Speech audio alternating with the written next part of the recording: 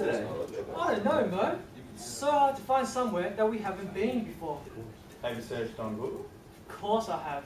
But everywhere we've been, it has been in the top 10, and all of them have been overcrowded with tourists, not real photographers. Just one website that I wish for to be dedicated solely to photographers. How hard could that be?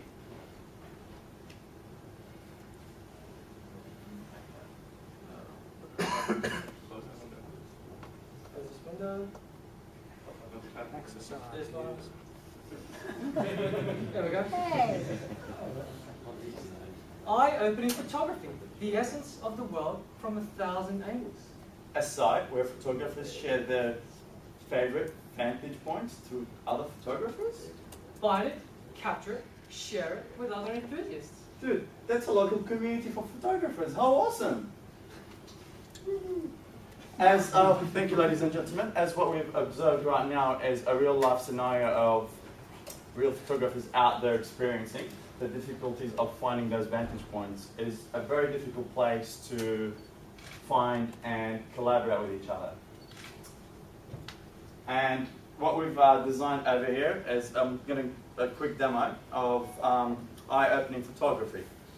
It's very simple. All you've got is a map, and each pin in the map basically is a vantage point that's been found by a specific photographer to be shared with fellow photographers. And when you click on the pin or the vantage point, you would go down the page.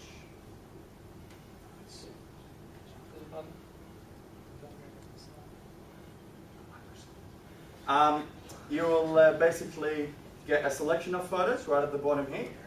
As we can all see, a rating system from 1 to 5. 5 is being the best, and basically the person and the individual that tagged it and the location of that place, so other photographers could share the same experience by that individual that found that location. And now I'll pass it to my colleague to share the rest of the website and tag location. Okay, so the beauty of this particular idea that we've come up with is to tag the location. This is based off the Google Maps system, and as an example, to take the best photo of the Harbour Bridge, you wouldn't do it from the Opera House. You wouldn't do it from under the Harbour Bridge. You would do it from here.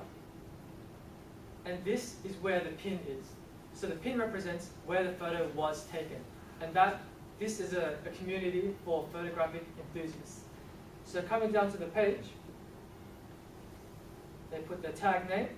They're able to upload, which we have not yet had time to implement, and put a rating for it. In their comments and in their tag name, they're able to put their lens, quality, how large it was, their diameter, things like that. The time where you should be there, and location. So, ladies and gentlemen, with eye-opening photography, the beauty of the world is only a mouse click away. Thank you.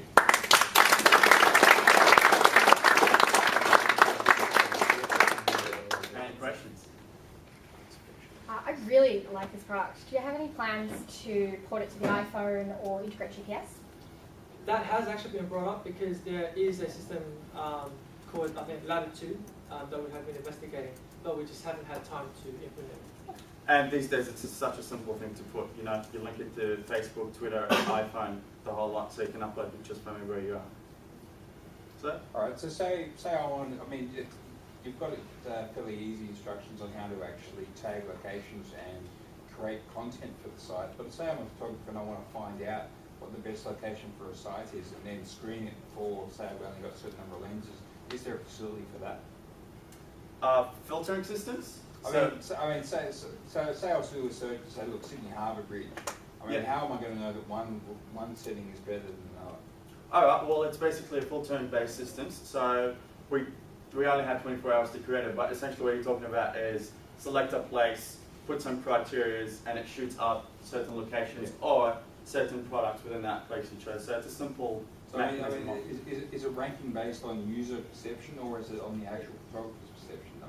Say if I was a photographer and I was to take a photo of various locations of the Harbour Bridge and then users would vote on that, or would it be based on a subjective analysis of the photographer? It would be based on subjective analysis. This is a lot of this is user-based and social. But I mean, we haven't implemented this yet.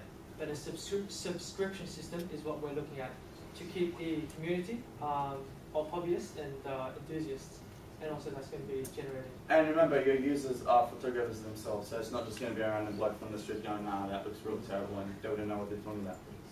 What might be cool, not so much a question, but sometimes I'll go past a place and be like, well, I don't have my camera, but this would be a really cool photo place. But I may not want to share that necessarily. It might be cool to have like my private, you know, Right for your my log? private locales or something like that, we're going to call it. And then you go past with an iPhone app, whatever, and just go, boom, Yeah. visit this place again. Good idea. Last one back. Just I don't get any thoughts about integration with Flickr communities or anything like this, because there's an understanding that there's some really deep participatory communities within Flickr that you guys can really leverage to get a whole bunch of traction. With Flickr, we looked at Flickr, and if you really look at Flickr, you've got pretty much so much information to filter through, because people are it's not a specified niche with Flickr. It's basically anyone that wants to put a picture on. And Flickr is a lot of these days is used as an application into other websites to act as a slideshow of photos, so that, yeah, just programming wise easier. But yeah. So I guess the answer is we would like to keep it separate. Okay, thanks very much.